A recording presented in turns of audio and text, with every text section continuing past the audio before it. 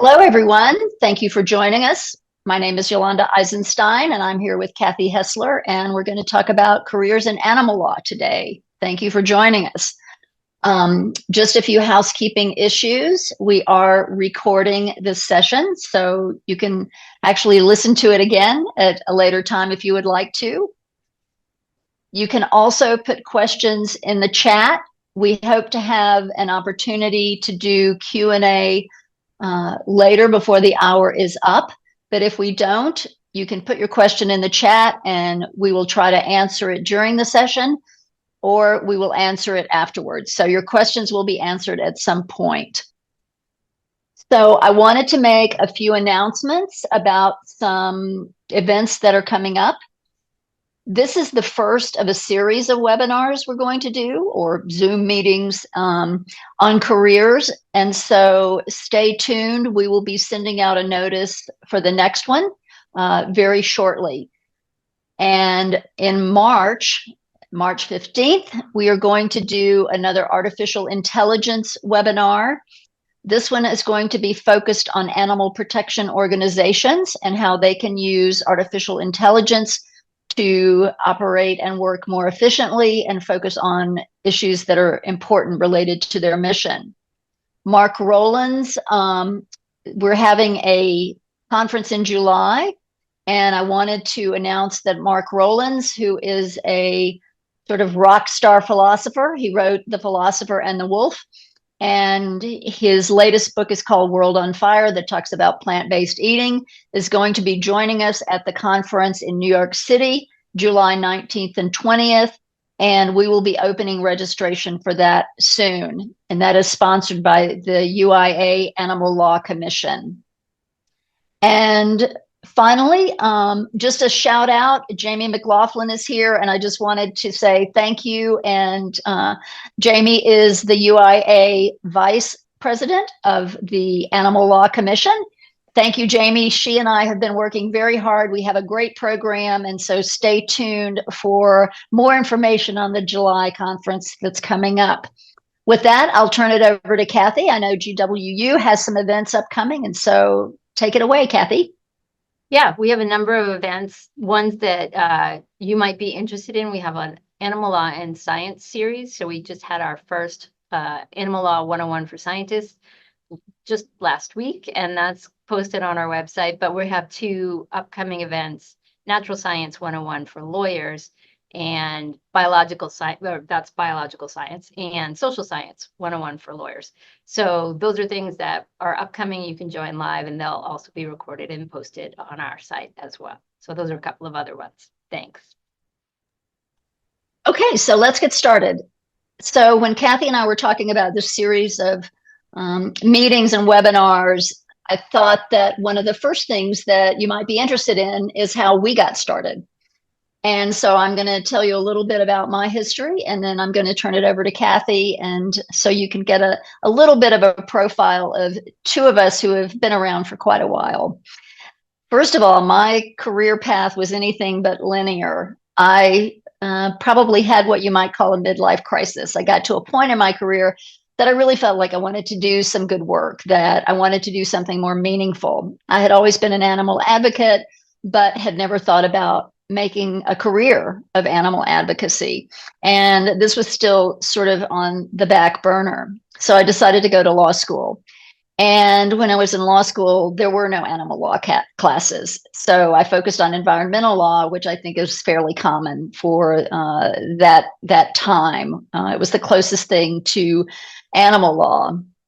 Although I did find out that in Texas, where I went to school at SMU, environmental law meant oil and gas. So that wasn't exactly what I was thinking about.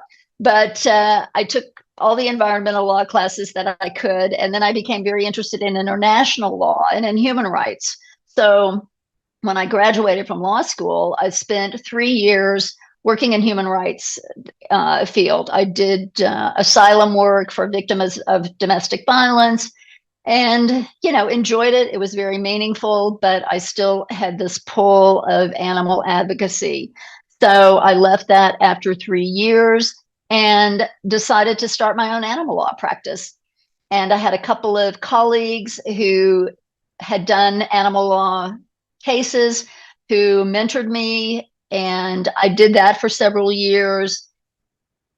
Sort of decided that, having an animal law practice or a law practice wasn't exactly the right fit for me. So from there, I went into teaching. I taught at SMU animal law and wildlife law for 10 years. Then I got very interested in writing about animal law. And so I've written several guidebooks and started speaking. And now I think you can probably say that I've sort of come full circle because I always had an interest in international law. And as president of the UIA, the Union Internationale des Avocats, I actually have an opportunity to take animal law on the international stage, which is what I'm working on right now. I think having an animal law practice might be something that you would want to consider. And I think that it's something that you could be successful at. It requires marketing, so you need to have some additional skills. But I know many of you may be familiar with Adam Karp. He's had an animal law practice since, I think, 1999. And I think the reason that I left the animal law practice is I found that there were other things that were more interesting. And I think that that's something that will happen to you as you get into this. So don't expect to leave law school and find your perfect job and live there happily ever after. I think there are a number of directions you can go. I think having an animal law practice taught me a lot. It gave me a lot of opportunities to network with other lawyers and learn the nuts and bolts of animal law in terms of companion animals. So that's kind of where I am right now. And as you can see, it wasn't a straight path, but I've enjoyed every part of it. And I think that that's something that you can think about as you go forward is, it's perhaps a ladder or various paths that you can take in animal advocacy. With that, I'll turn it over to Kathy. Thanks, Yolanda. Yeah, I think anyone of our generation will not have a linear pathway because there was no animal law profession to join, right? And so the nice thing about that is most of us have made our way to where we are through a series of different choices, different opportunities, some of our own creation, some luck. And that gives us some different perspective about the different ways to navigate careers, right? And so a career is not a single, like, this is what I want to do, this is what I'll do for the whole time, even outside of animal law, right? Legal careers tend to evolve. There are definitely some people who pick a thing and they stay with one job the whole time. But animal law itself is evolving. And so some of the people who joined and started in one area moved to another area because they saw there was more need or it was an evolving area they were interested in. So animal law itself is evolving and animal law careers are evolving. And we'll talk more about that. But how I got started, I was a public interest lawyer. I went to law school to be a public interest lawyer. And so I worked at a legal services organization providing free legal services to low-income folks in Virginia when I graduated. And so I was vegetarian in law school, became vegan afterwards, and I got involved on the side in animal activism. So hunt protests, demonstrations, rallies, leafleting, education, those kinds of things. But I saw that as really distinct from my legal work, right? Because there was no way to combine them at the time. And so then I began writing. I began doing some presentations, going to conferences. And so I began to have more exposure in that professional space, bringing those two things together. And then I was able to start teaching in law schools. And I've been a clinical law professor primarily for over 30 years. And that's a really, for me, a wonderful opportunity because I get to practice law and I get to teach at the same time. And so eventually I began to teach animal law. It took a long time before I was able to convince folks to let me teach animal law. And then I was able to teach and run an animal law clinic. And that was a phenomenal opportunity because then I got to choose, right, the different kinds of work we did. And like Yolanda, I have a lot of different interests. So we had clients in the US, we had clients in Kenya and Cameroon and Ireland, and we were dealing with international issues. We were dealing with foreign law issues, but primarily we were dealing with US national, state, or local issues around animal law. And so we can talk a little bit more about the scope if you're interested later on. But basically, then I had become an animal law professor, and I've been teaching full time in animal law, well, in law schools, and then full time animal law for 15 years now, 16 years. And helped start a number of programs, help lots of law students. So I'm very steeped in what's going on in the law schools, and been engaged and collaborate with people who are working at law schools around the country in animal law and around the world, as Yolanda is as well.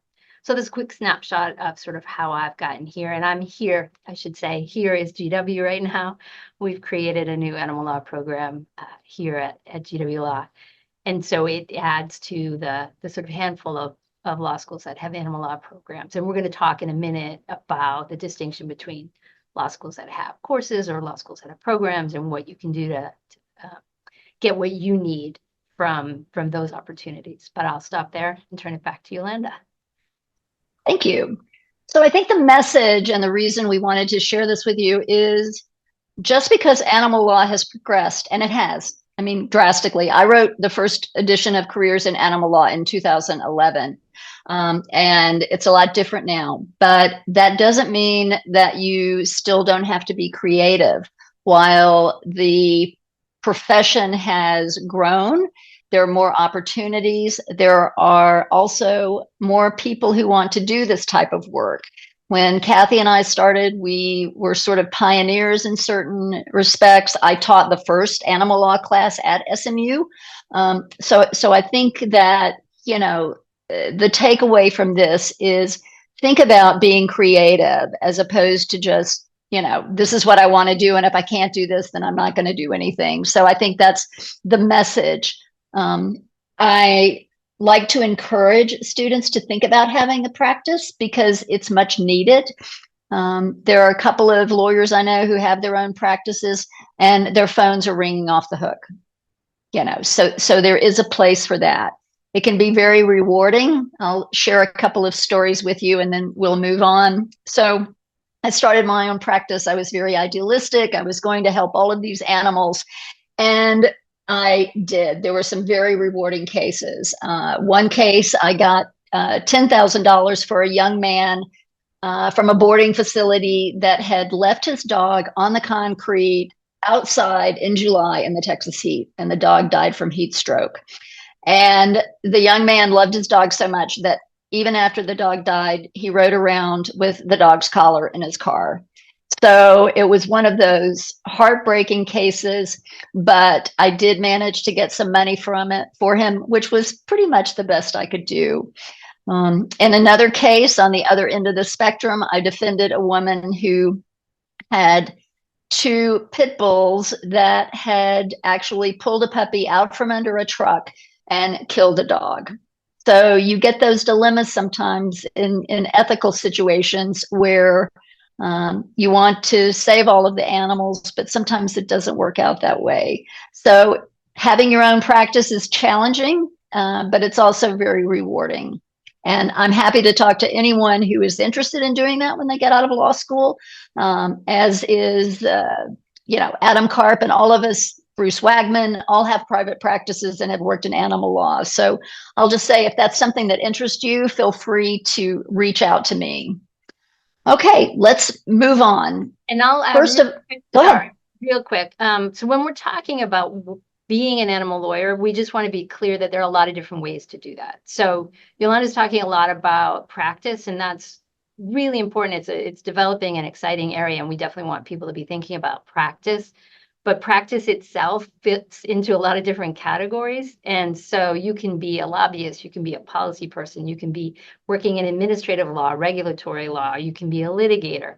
And so there's a lot of different ways lawyers engage in their work generally. And that's very true for animal lawyers as well. The other thing we want you to know is there are different levels of engagement that you can choose. You can be a full-time animal lawyer, you can be a part-time animal lawyer, or you can be a full-time lawyer doing something else and do animal law on the side, right? Sort of as a volunteer with an organization or so forth.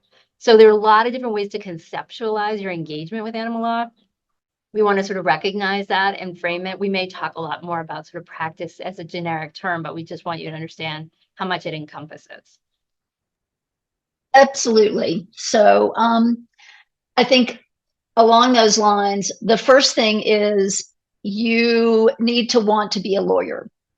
I think wanting to help animals is one thing, and wanting to be a lawyer is something else. And it's very hard work becoming a lawyer, as I'm sure you all know.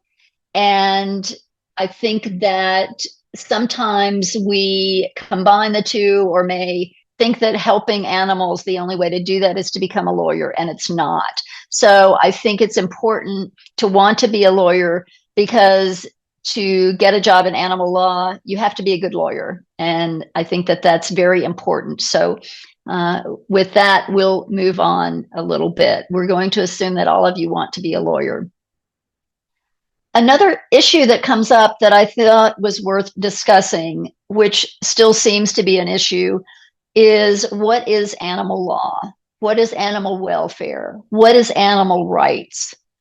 We encounter this, and Kathy and I have continued to encounter this throughout our career, and it's still an issue. I find in the international sphere, I don't talk about animal rights law. Sometimes people call me an animal rights lawyer, and I might say yes, I might say nothing, but then again, I might correct them and tell them I'm an animal protection lawyer. And this is because there are certain perceptions sometimes about animal rights versus welfare versus law. So I think it's important that you understand that this is still an issue, and it may always be an issue. I'll let Kathy weigh in on this a little bit, but one of my colleagues in the UIA who's in Spain said, don't talk about animal rights. Any of the conferences we do, whatever, it needs to be animal law. Animal protection law is okay, but animal rights was not a term that he wanted me to use in terms of any of the work that I did with him. So I think it's important that as you go out in the world, that you understand the landscape and that this is still an issue. There are still organizations, and I'm sure you'll find this out, when you check a category, animal law doesn't exist there. So it's still an evolving discipline, and we still have some work to do in that area. So Kathy, would you like to weigh in on that? Yeah, thank you. I'll just add that, again, because animal law is an evolving area, the terminology evolves as well. So animal rights used to be more a political philosophy, right, an activist agenda, than a legal term of art, if you will. And rights terminology also has really different actual legal meaning across jurisdictions, whether we're talking federal, state, within the US, tribal, local, but more importantly, US versus or comparatively, right, with other nations and other legal jurisdictions. So rights mean something very different in different places. And animal rights connotes, right, both actual legal meaning, but also this political, cultural meaning. And so it's really useful to be careful and to use those terms as knowledgeably and sensitively and intentionally as you can, so that you're sending the message that you intend to send and not having people sort of judge you differently than you mean to be engaging in those conversations. So it's really useful to know those differences and to know how other people are using them, and think about how you want to use them. The other thing that we'll add is that animal law is its own discipline. It's an evolving area of law and discipline, but it's also piece and part of other areas of law, right? So we've already mentioned international law, but also domestic violence, right? So domestic relations, wills and trusts, torts, contracts, property, con law, immigration law, tax law. it's pretty, I challenge my students every once in a while to try and come up with an area law that I can't find an animal connection for, because animals are everywhere in our lives and in usage. And that means there are legal questions that follow from those interactions across the board. And so when you're thinking about animal law, that's also a different way to think about it, right? It has embedded in other areas of law, as well as a standalone sort of jurisprudence. So those are just some additional thoughts, right, to add to your toolbox as you go along. Yes, and I think if you aren't sure, then just say animal law until you know more. As Kathy and I were talking recently, if you're interviewing for a job with PETA, I think it's fairly clear what their mission is, their beliefs, what they're doing. And so I think that's clear. But if you're in a situation where you're interviewing for a job, it's always safe to say animal law as opposed to going down a path that you may get questions. And so I think that would be our advice to you: is you can't go wrong saying animal law, and it's someone is not familiar with it, then that gives you an opportunity to explain it to them. So when I went to law school and Kathy went to law school, there weren't a lot of animal law classes or programs. And fortunately, that has changed drastically. And we are thrilled that it's changed. There are many programs throughout the country that give you an opportunity to immerse yourself in animal law, which I wish had been the case when we were going to school. But better late than never. It doesn't mean you have to do a specific animal law program. You can certainly excel at law school and become an animal lawyer, but I think it's important for us to kind of give you an overview of the programs and what's available. And that is Kathy Hessler's specialty. So I'm going to turn it over to her. Thanks, Kathy. Thanks, Yolanda. Yeah, when I went to school, there were no animal law programs. Environmental law was seen as the new sort of exciting niche area of law, if you can imagine. So Yolanda's right. There are a handful, as we've said, of animal law programs, and there are schools additional to that who have one or sometimes two animal law courses. So right now we have a handful of programs, and I'll talk about them in a second. And we have 160 law schools thereabouts who offer an animal law course. So I'll come back to that in a minute. Let's start with the programs. So the programs are the newer sort of innovation in legal education with respect to animal law, which is fabulous. So it allows some schools to have this deeper focus. And so students can choose among the different schools. And it's nice because we've got some public, some private, so different kinds of schools, different geographic regions. So hopefully that's going to make animal law a little more accessible for the people who really want to focus on animal law and know that before they enter law school, right? And so we've got obviously GW, we have Vermont, Michigan State, Harvard, Lewis and Clark, South Texas at Houston, Denver, Yale, and just starting Cleveland State in Cleveland.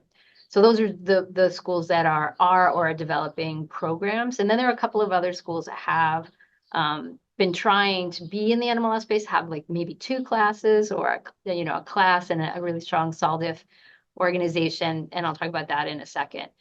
So you can two things. Obviously, we're assuming that the people who are on this call found out because you're already in law school and you're already interested in animal law. So you've already chosen a school with that assumption. You've already chosen a school. So one thing to know is you can actually transfer to a school that has an animal law program a little more easily sometimes than getting admitted as a 1L to some of those schools. So if this is something you really, really want to do, you can investigate those schools with solid programs in your geographical area where you want to practice, in your sort of income accessible area, whatever, right? And see whether you can get in as a second year. You can even go in as your third year. That ends up being a little more complicated, but you can visit another school to focus on their primary area or that primary area if that's something you want to do. So those programs offer sort of a richness, both in terms of curricula, in terms of networking, in terms of active student organizations, that's really helpful in building a nice bridge to an animal law career. And we can talk more about what that looks like and what the different programs offer if you want. But in sort of being mindful of time, what we also want to convey is that you can also achieve these goals, as Yolanda said, without going to those schools, because there really aren't a ton of them, and you may not be at one of those schools. And so what can you do if you're not at a school with a specialized program? So there's a number of things you can do, right? So you can attend conferences and programs that those schools and other places, organizations, nonprofits offer. You can start a chapter of the Student Animal Legal Defense Fund at your school if there's not one already there, or you can participate in it, become actively involved, become a leader of that organization. You can get organized with your local bar association and see whether they already have an animal committee. And if not, you can try and get one started. If they do, you can join one and get active there. You can get mentors. So Yolanda and I are happy, obviously, to talk with folks, but people in the animal law community are pretty open and friendly and happy to help mentor folks coming into the field, which is great. So you can do some networking. You can take classes at other schools. If your school doesn't have an animal law course, you can get a course started at your school if your school doesn't already have that. And obviously you can clerk, you can volunteer, and you can work during the year and in the summer times to try and increase your exposure to folks within the field and your understanding of the field. And that will obviously help your resume and make it easier for you to get a job afterwards. Yes, and that's something that is important to discuss in terms of how to distinguish yourself. The reality is it's still very competitive, and there are things that you can do to distinguish yourself while you're in law school. Personally, I found joining the American Bar Association Tort Trial and Insurance Practice Section Animal Law Committee was very, very helpful. It's an opportunity to network. It's an opportunity to learn about the law, and it's an opportunity to be in leadership in terms of subcommittees. So it's something that you can do, that you can put on your resume, that not only distinguishes you, but also gives you some experience and knowledge of animal law. So think about, as Kathy said, your local bar associations. I'm here in New Mexico. We have an animal law section, and there's always a need for volunteers to help with conferences, webinars, educational things. And so there's a benefit. You establish yourself in the community that you're going to practice law. You establish yourself as more knowledgeable about animal law. So I think it's very important to think about these things while you're still in law school, because once you leave law school, it's a different world. So you join the real world. It's important to excel as a law student. As we said early on, you first have to want to be a lawyer. And you have 3 years to focus on your education and learning about the law. And I think it's worth saying that, this should be what you focus on, and do whatever you can to excel at law school. Another point that I'd like to make is about networking. And the world has changed a lot. And of course, social media, we have artificial intelligence, technology, but there still is nothing like meeting people face to face. I mean, we're human animals. We are social creatures. And I think if you depend on social media and networking at that level, then you're going to miss out on some opportunities, because I think it's still important that we meet face to face. What do you think about that, Kathy?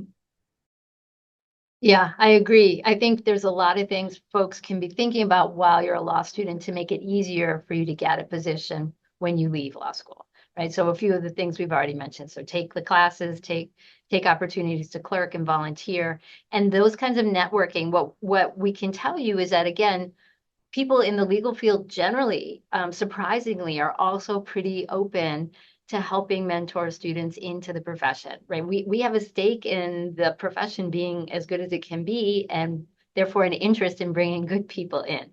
So what I have found, all the different places I've taught and worked, is that lawyers are pretty responsive to a student, a law student calling them up or sending them an email and saying, hey, I'm really interested in the work you do. Can I take you out for a cup of coffee and learn about how you got to do what you're doing, or learn a little bit about your career, the work you do? Lawyers do also like to talk and sometimes about themselves. So that's a nice, easy way. So you're not asking them for a job. You're not asking them for anything. You're saying, I'll take you out for coffee. And then usually they'll, pick up the bill, right? Because they should. So that those face-to-face conversations can develop into long-term sort of relationships where somebody's kind of got your back and they say, oh, I saw this opening that might be good for you, or you should talk to this person. Right? That's the kind of conversation you want to begin to develop, and as much of it within the animal law space as you can, right? And so when you're thinking about the kinds of questions you might want to ask people, or the kinds of sort of searching, right, that you want to do to develop your own career path. Remember, just in the same way that there are lots of ways to be a lawyer, right? Lobbying, legislation, regulation, administrative law, litigation, all that kind of stuff. There's lots of different ways to even sort of frame jobs, right? So there are clerkships, judicial clerkships, which are really useful to get people with an animal law focus in working with judges. There are jobs in administrative agencies within the state, local, but certainly the federal government where animal law is really necessary. There are obviously law firms, medium, small, large. Nonprofit organizations tend to be where the most animal law hiring occurs, right? So big organizations, Yolanda already mentioned PETA, but ALDF, Animal Legal Defense Fund, HSUS, Mercy for Animals, some of the really big national organizations, and also now the international organizations with work from home are increasingly hiring folks from the US. So that's something to be thinking about. And then you can think about creating your own opportunities. And so someone's already mentioned in the chat, right, creating your own law firm. We have colleagues, and I have lots of students who have created their own opportunities, either creating an animal law niche in an organization or in a law firm that didn't, the organization or firm existed, but the animal law focus didn't, or created their own animal law nonprofit or their own animal law practice one way or another, right? Whether that's a focus on lobbying or litigation or something else. So you can actually do those things, but in order to do them, you have to make sure your resume reflects your capacity to do that, right? And so be thinking about, as a law student, what courses are you taking, what jobs are you taking, and how do you explain what your interest is and how you have the capacity to do that, because you do, right? So we tend to talk to students about plan A, plan B, plan C. So plan A might be full-time animal law, right? Plan B might be, this is the area of A is the area of animal law I like to work. So plan B is sort of anything else in animal law. And plan C might be a good legal job where I can do some animal law either there or on the side, right? So thinking about how do you convey your skills and capacities to people in those different pathways, right?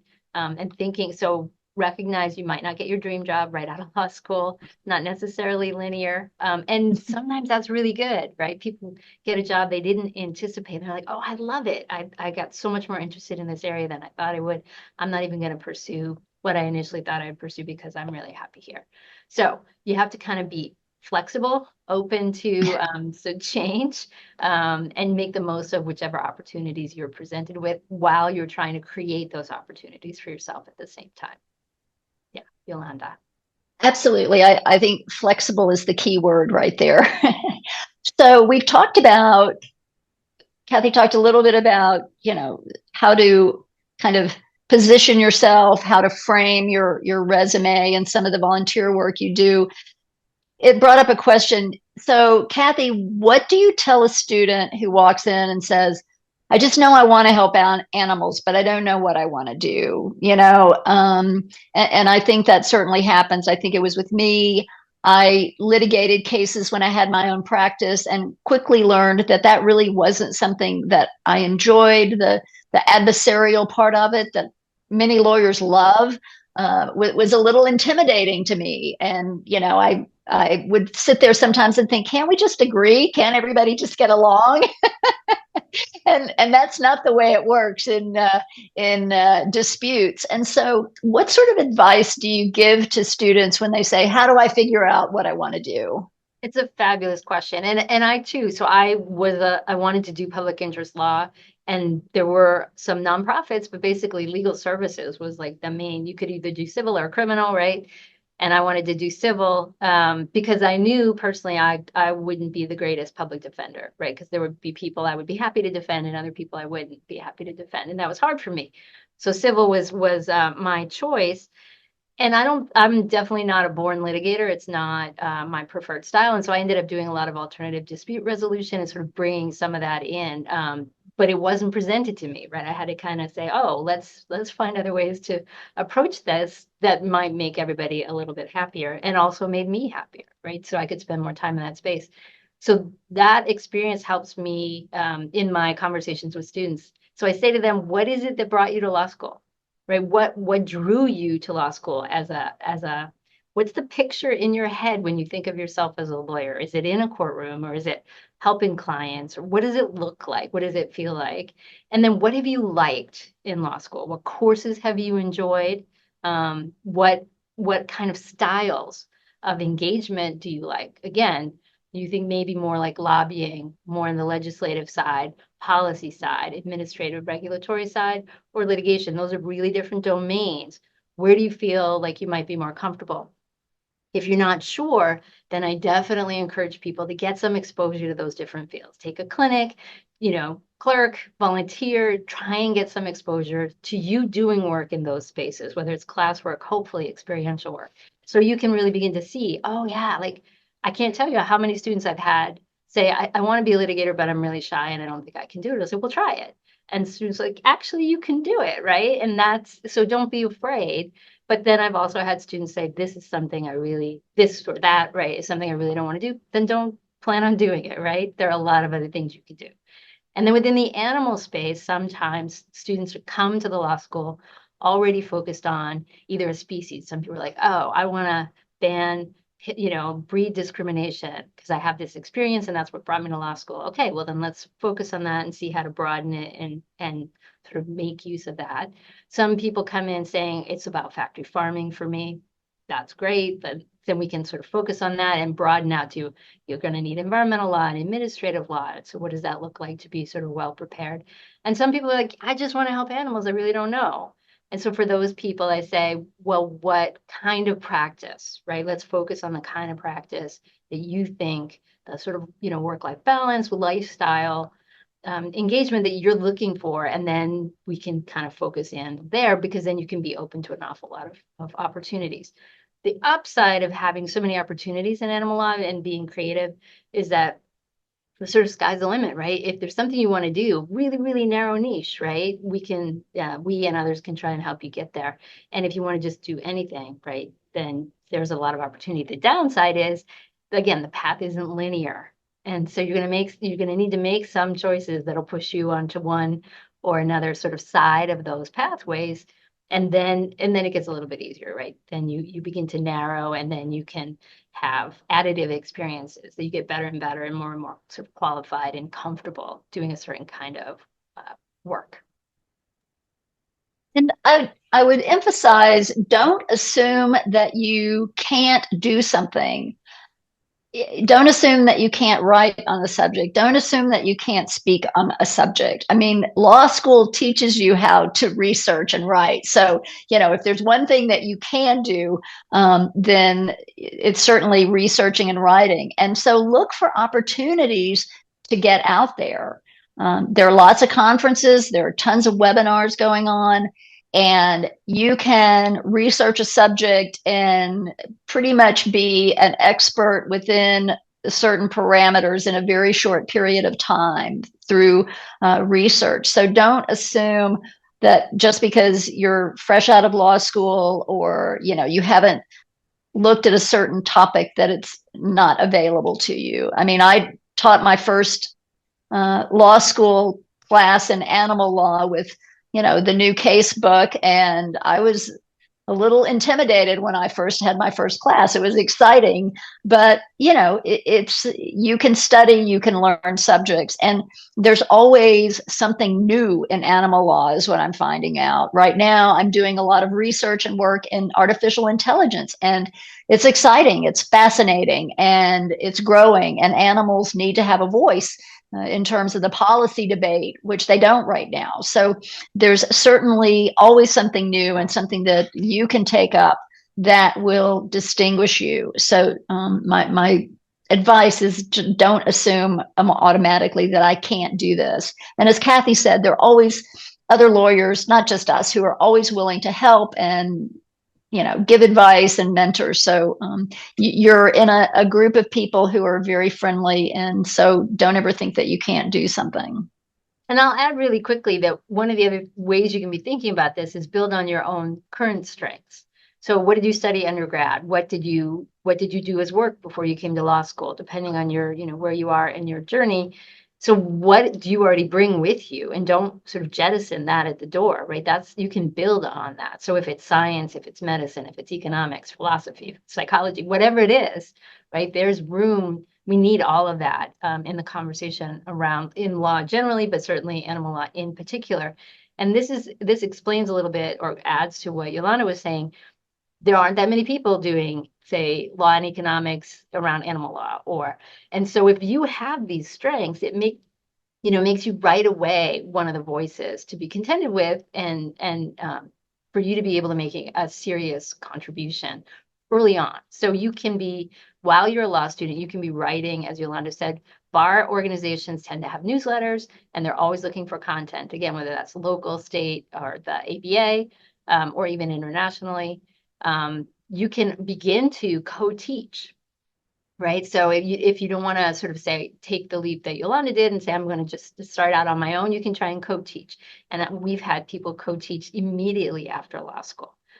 So you can do that. You can try and teach in, like, say, a high school or college, right? So if that's something you're drawn towards, the teaching pathway, we can talk about that. If you want to get into writing serious articles for law reviews, obviously there's a lot of need for that. So there's so many things that you can do as a law student, but again, build on your own strengths and interests. There are some people like, I do not want to write another paper. Fine, then the writing part's not for you. What is it that you're interested in? How do you like to engage? And there's plenty of space for you to do that in the animal law world. Okay, so Kathy, let's spend the next few minutes sort of talking about some of the opportunities. If someone wants to get into policy work, what sorts of classes, what sorts of jobs are you seeing out there for that type of field? Policy is sort of the biggest umbrella right now, and I think, in fact, it has the most opportunity in terms of work. So pretty much every national and local animal organization is engaged in policy work, and whether that's persuading agencies or legislators to do work that's going to help animals. Sometimes they don't engage in full lobbying, right, or writing legislation, and that's more on the legislative side. They just do the policy conversation. We want to educate people. We want to change the rules. We want to have people treat animals better in this way. And they talk about doing it through consumer advocacy or through, other lenses that aren't necessarily legal regulation. And so every organization that currently exists, I think, is working on that one way or another, or working with people who work on that. So that's a really, really big space, and there's a lot of room for that. The easiest way to get into that work, so definitely we always advise whatever animal law courses you can take at least a couple, so that you have a grounding in the legal philosophy and jurisprudence of animal law. But take administrative law. That's a really useful course because it helps you understand how lawyers and laws sort of operate in these different fields that you don't spend as much time talking about in your regular law school classes. So just as overviews, right? But then, yeah, so you can clerk, you can intern, you can take a clinic, you can volunteer, right? So there's just get some exposure to these organizations, and they're looking for students to do all kinds of stuff, research and writing for sure, organizing, right, helping with strategic decision making, thinking forward about what kind of regulations people might want to be asking for or pushing for. There are efforts across the country, and this moves a little bit more into direct legislative work, but there's efforts in every single state every year for animal protective laws. And so you can work in the legislative branch, or you can work with the organizations who are trying to lobby and write those pieces of legislation. But policy is sort of the easiest one. Like, what are you interested in? Find someone who's doing it, go talk to them, right? That's sort of the easiest way to get started. Also, as a law student, invite those people onto campus, have them come and speak, right, to your student chapter, those kinds of things. Go talk to the law professors whose work overlaps with this area, the non-animal law professors, right? And get some guidance and networking assistance from them. Yeah. Yes, and I just put in the chat box, I am president of the Animal Law Commission of the UIA. It is an international legal organization. It's not specific to animal law. I'm president of the Animal Law Commission, which was just started last year. One of the things I'm doing in terms of policy work on the international scale is I represent the UIA at the United Nations. This is huge. I'm on the Artificial Intelligence Task Force, and I'm joined a couple of entities at the UN that are working on policy. They are leaving out animals. And so it is my job to make sure that that doesn't happen and to give animals a voice. And so if you want to get involved in international issues, you could join the UIA. Volunteer, and you could help me with things, whatever, but there are opportunities that will help you build a resume. If you're interested in international work, I'm certainly happy to talk with you. So Kathy's right, it's a huge opportunity, and one of the consequences of animal law's growth and protection legislation and plant-based eating movement is that we're getting a lot of pushback. And so the opposition is stronger because we have gotten stronger. So it's very important that we continue our growth and momentum in legislation and policy work. So I agree with Kathy. It's a big issue. It's important at every single level, the state level, even in your local community, and at the federal level and internationally. The UN is 193 member states. They have just recently acknowledged that there is a connection between the health and well-being of animals and the health and well-being of the environment, the planet, and humans. So, we have to keep this momentum going. So we need people like you who can come out and help us keep things moving, because we cannot become complacent. Okay, Kathy, one quick thing, and then I think we can open it up for questions. It's very competitive out there. There were a couple of job openings that there were a lot of applicants. So how can students stay motivated if you get your dream job, if you get a no, or maybe you don't make it into the top 5?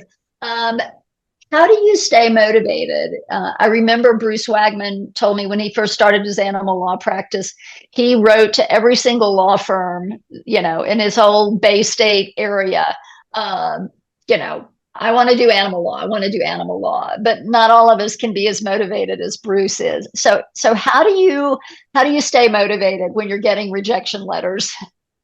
Well, I think have reasonable expectations going in helps, right? So that you may not get the job you want right away. You may not get a job right away, right? It is a really difficult legal market, and the legal field, the legal market is sort of evolving as we speak. So that will continue to be the case. Having a backup plan should make you feel a little bit safer, right? So if you're Bruce Wagman and you want to work animal law in a law firm, that's a really big ask. And so you need to understand that. So maybe what you need to do as a secondary pitch is say, all right, well, you're not going to let me do animal law full time, but I'm a great family lawyer. I'm a great business lawyer. That's what I want to do. And then I want to add animal law. So that's one of the things I did. I asked a number of the law schools I taught at, can I teach animal law? And they were like, yeah, no. And finally, right, I was at a law school, and in part of the hiring process, they said, this is something I really want to do, and I'm willing to do it as an overload, right? You don't have to pay me. I just really want to do it. They're like, well, if you can manage it that way, then we'll let you do it. So that was, my feet in the door. So because I really wanted to do it that way, right? I wanted to teach and I wanted to add animal law. So if you have more general things, right, then you can goals, then you can shift pathways, right? You can say, right, this one doesn't seem to be working. Let me focus a little more on that one. But if there's something you really want to do, just kind of keep at it, but have something to keep, body and soul going in the meantime. Right. So I've talked to lots of law students. They get a job, get a legal job. Any legal job is better than none. And then from there, you can sort of navigate your way more deeply into the work that you want to do. You can be doing the networking, working with the bar committees, maybe making presentations, publishing something, right? Getting your name out there. So you can be building up your bona fides, and while you're getting general legal experience, which is really, really valuable. It's going to be valuable no matter what you do. So don't turn down like a decent legal job because you haven't gotten anything in animal law, right? You get a legal job because you need to pay off the student loans or what have you. So don't give up. Talk to people like us, talk to your colleagues. And I will say that, so I worked at Lewis and Clark for a long time where we have a huge student body interested in animal law and sort of competing against each other, which could be challenging for a relatively, small number of jobs. So some of them got really creative and created their own opportunities, but pretty much everyone a year out, right, had an animal law who really wanted a full-time animal law position had one. So it'll take a little bit of time perhaps, but I see people having great success and some people have more success than they thought. So try not to get disappointed or disillusioned, have reasonable expectations, have backup plans, and then just keep going, be persistent. Well, and that's good advice in anything.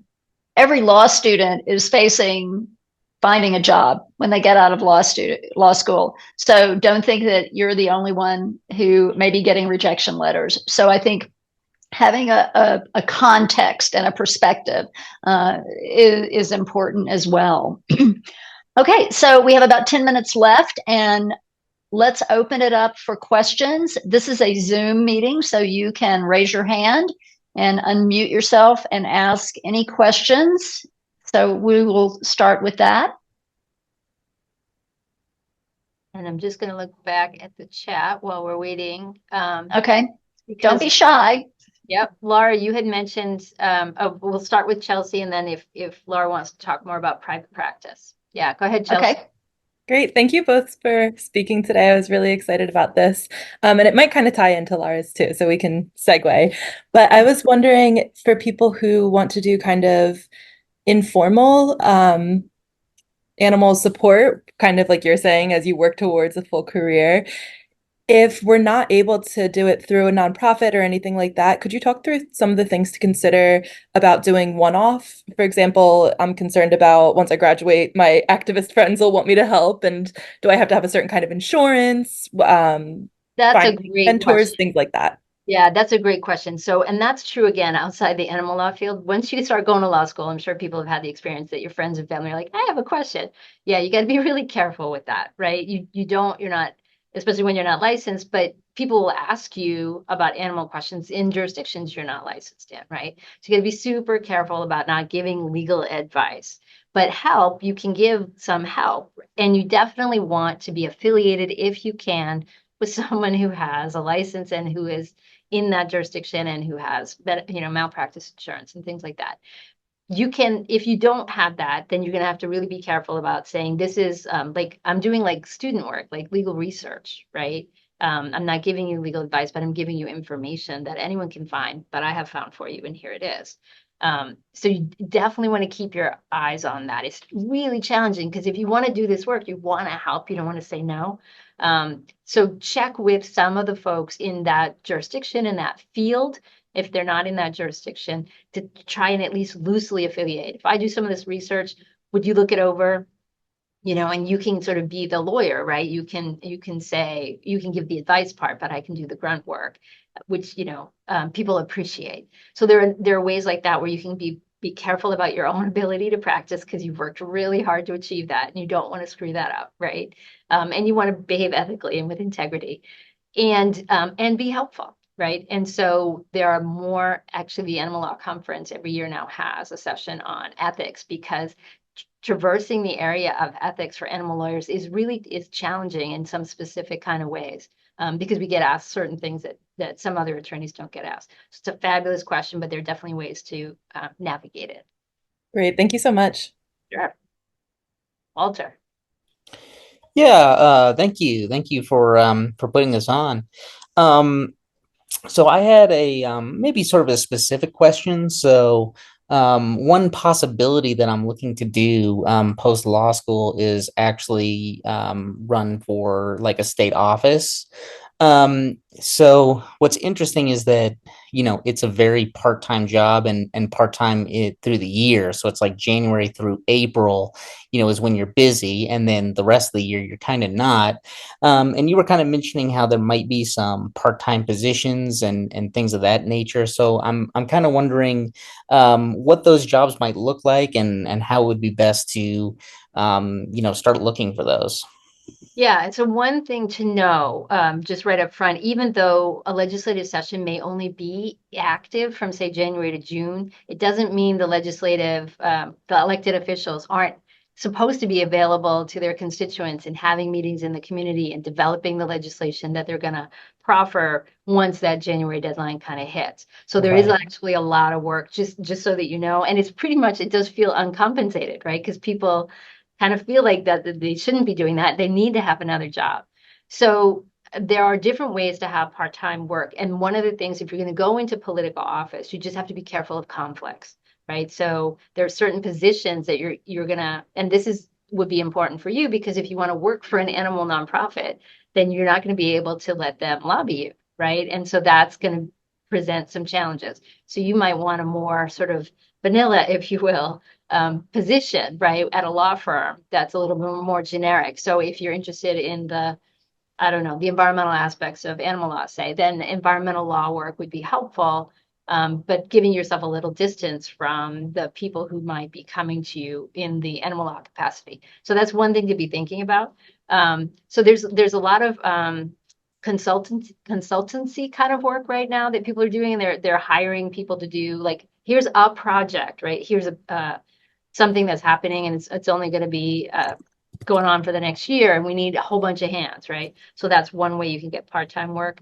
There are actually part-time law opportunities, like sort of you can go to a legal temp agency, literally, right? And they can find you some jobs helping people with depositions or what have you. If you want to kind of stay not fully integrated with anyone, that might be a way to do it. So there's a number of ways to be thinking about part-time work, but just be careful. I think running for elected office is awesome. We need more people who care about these issues to be elected, and that's happening. And there are a few people you can reach out to and talk to about their pathways into that too.